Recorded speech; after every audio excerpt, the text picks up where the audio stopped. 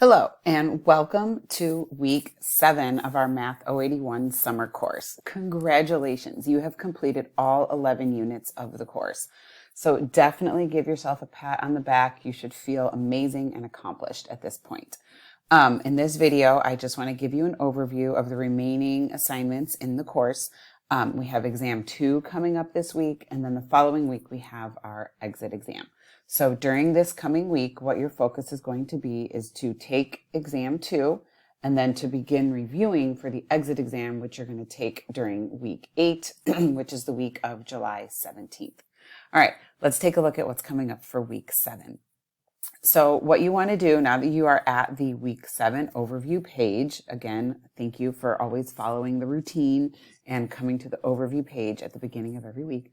There are 3 videos I have here for an alternative approach for solving percent application problems. Now, these 3 videos are actually back from week 4 when we learned how to solve application percent problems.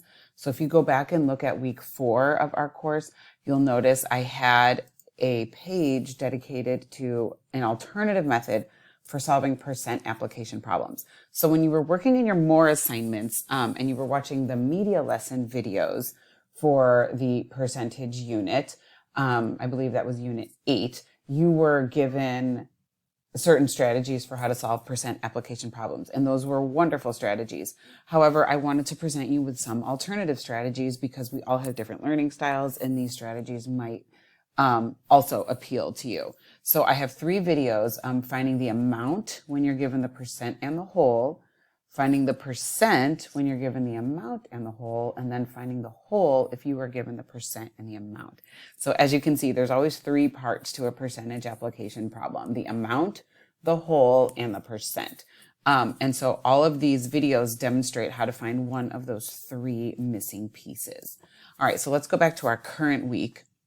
And you'll notice that in week 7, where you are right now at the overview page, I have those 3 videos pasted here one more time. So what I want you to do is revisit these. And the reason why we're revisiting them is because you're going to see this material on exam 2 and also on the upcoming exit exam.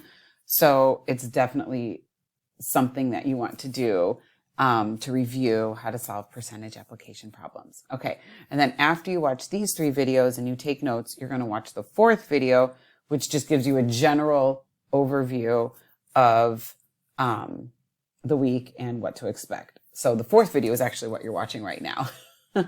So let's go into that general overview of what to expect this week. So the first thing I want to point out to you is that I want to make sure you definitely have a printed version of the geometry formulas sheet and also the metric and US customary units conversion sheet. So it's a 2-sided reference sheet. You want to make sure you have it printed so you have it with all your materials as you're studying and also as you're completing the exam.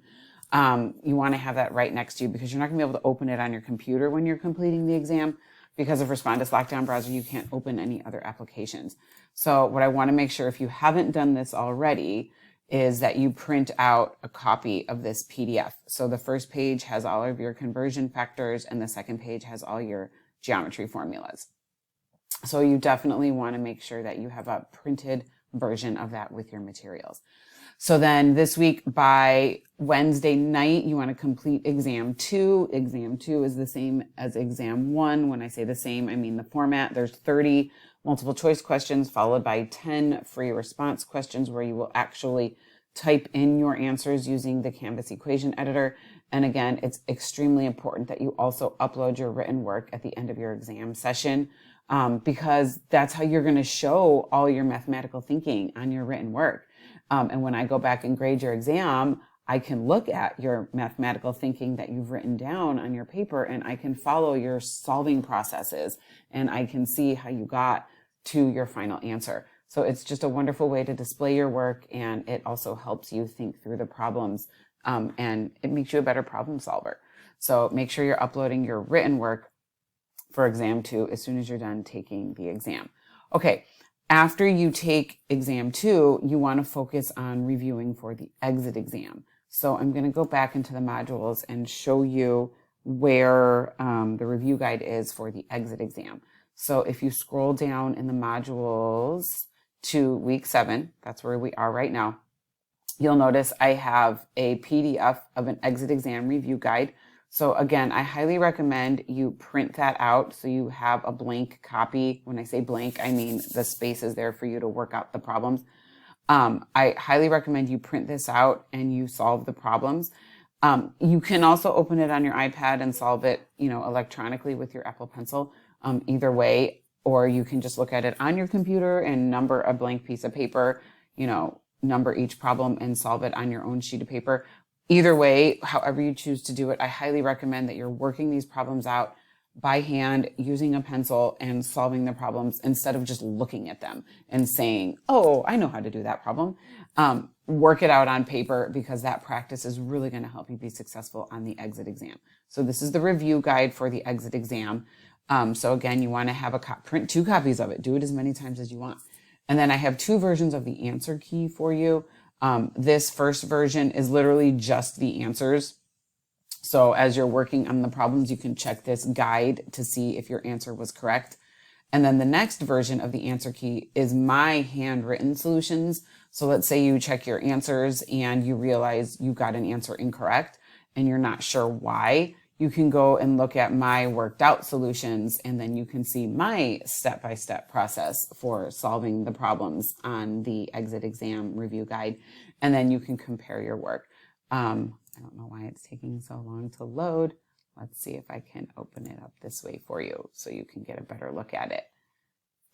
Yes, so this is going to be much more helpful for you. I think if you're trying to troubleshoot, maybe you made a mistake and you're not sure, you can go through my mathematical work and see my solving process and see what I was thinking as I was solving the problems. So then you can go and look at my work and you can see how I arrived at the answers. So either way, you have definitely all the resources you need to prepare for the upcoming exit exam. Okay, one other thing I do want to also have you take a look at is if you go back into week, let's see, what week was it? I think it was week 5. Wonderful. Yes, week 5. No, week 4. If you go back into the discussion board for week 4, we shared strategies for how to study for an exam. Go back and look at that. Your classmates and yourself would also go back and look at what you shared. But your classmates shared some wonderful strategies for how to study for an upcoming exam. Go back and read what they wrote, because you have 2 exams coming up. You have exam 2 and then you have the exit exam. Make sure you're implementing these wonderful strategies. One of the strategies I thought was the best that you guys shared was the teaching it to someone else. A lot of you shared that was a strategy that you were going to try to use or that you've used in the past and you thought was really great. By explaining something to somebody else, you're really giving yourself that practice of making sure that you understand the concept and making sure that you understand it on your end. And yeah, also it'll help somebody else if you're explaining it to them, but it really does give you a better grasp of the material. Sometimes we think in our mind, oh yeah, I understand how to do this. I really know how to do it.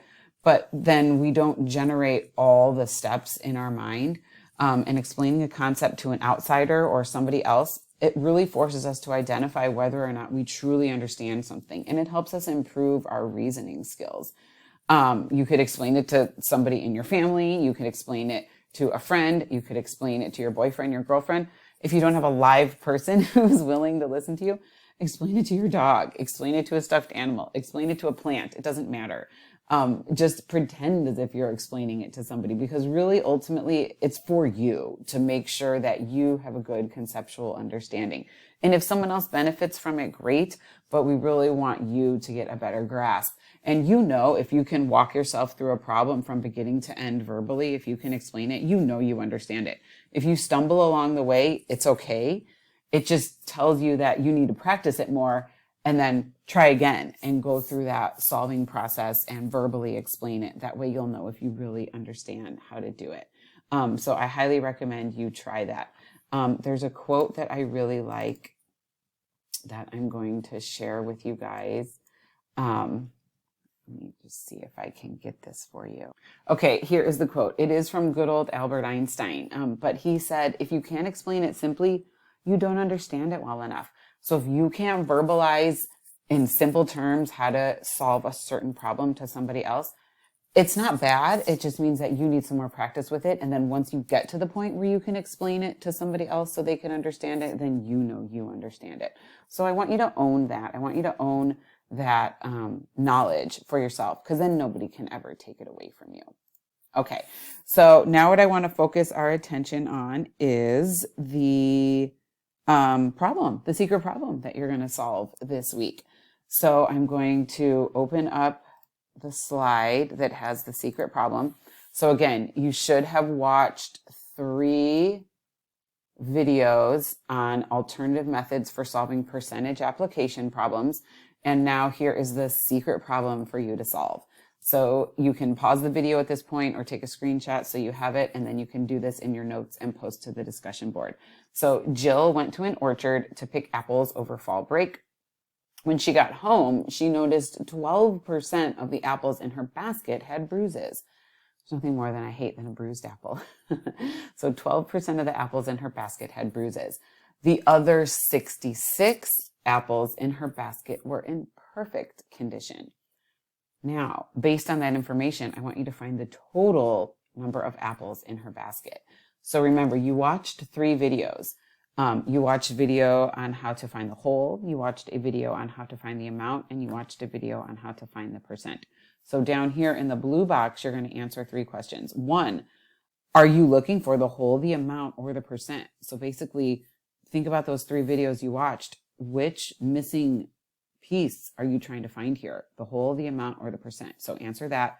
Number 2, then you're going to find what the total number of apples in her basket was. And then number 3, of course, always show all your work and write your final answer in a complete sentence, and then post to the week 7 discussion board for your +2 bonus points. All right, I can't wait to see what you post in the discussion board. Have a wonderful week, and please reach out to me if you have any questions at all. And I look forward to seeing you in the Let's Meet session this week. And oh, just one more thing before I let you go. I did change the date of the Let's Meet session, so I don't know if you had looked ahead yet or not, but I did change the date of the Let's Meet session to Wednesday. It was originally scheduled for Tuesday, but I changed it to Wednesday just to give one extra day. So now it's Wednesday the 12th at 11 a.m. If you were one more day to come and ask questions on exam 2, because exam 2 is then due by the end of the day on July 12th. So instead of having it Tuesday, I switched the Let's Meet session to Wednesday at 11 a.m. So hopefully I'll see you there if you have any questions on the review guide for the exit exam, or if you have any questions as you are getting ready to take exam 2. Have a wonderful day.